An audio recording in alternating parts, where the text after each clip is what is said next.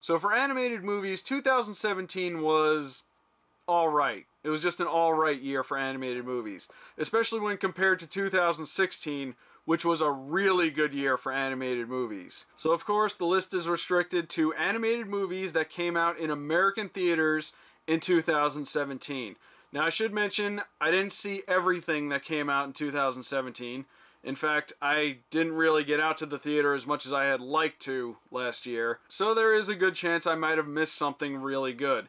In fact, I had gone out so little to the theater, I was debating whether or not I was going to even do a video on this. But fortunately, I did end up watching a few animated movies much later on, so I did manage to throw together a list.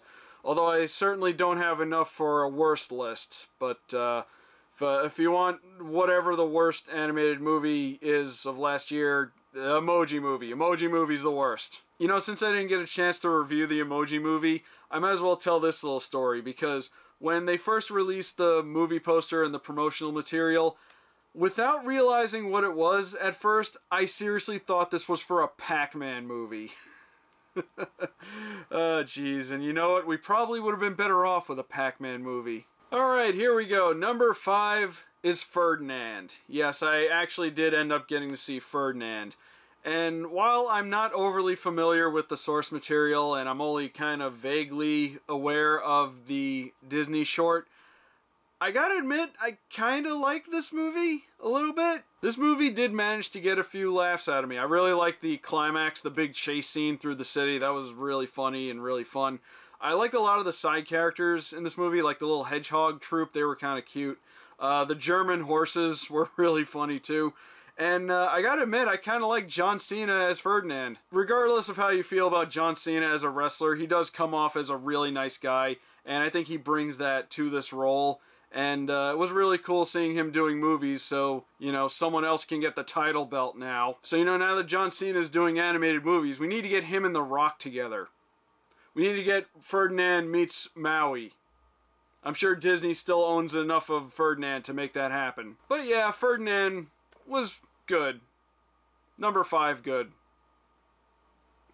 Look, it was either this or My Little Pony, and I wasn't putting that on the list. Number 4 is Captain Underpants. I really didn't think I would like this movie as much as I did. I'm not very familiar with the source material, but after seeing the movie, it kinda sorta made me want to check out some of the books. I really liked the characters. I liked Harold and George. A lot of funny moments, even though this movie doesn't typically have my kind of humor, but I did manage to laugh at it quite a bit. I wouldn't mind them doing more Captain Underpants movies, although that probably is not going to happen, but we got one good one, and that's really all you can ask for. Number 3 is Despicable Me 3. I know, but hear me out, okay? You know, if there's one thing I can say about the Despicable Me movies, it's that they've been consistent, if nothing else. There was a lot to like about this movie. I liked seeing Lucy trying to get into her new role as a mom. There were some genuine laughs I got out of this, and I'm gonna say it, I don't dislike the Minions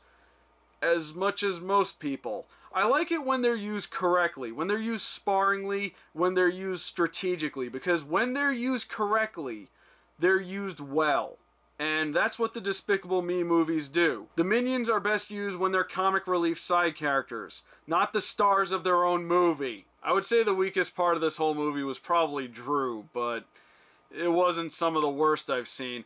But what really made this movie for me, the thing that put it on the list, was Trey Parker as Balthazar Brat. He was awesome. I knew I was gonna love this character from the trailer, and man, he did not disappoint. He plays this sort of washed up 80s child actor that starred in this show where he was basically Dennis the Menace if Dennis the Menace was a supervillain, and it was so great. I would actually watch that show. If they produce like a spin-off thing with him, I'm definitely on board for it. And Trey Parker, man, it is weird seeing one of the South Park guys do something outside of one of their own creations, but he really, really owned this character. Just the things he said and just the inflections in his voice, and he has this laugh. He's like, ha ha ha, and it's it's just really, really funny.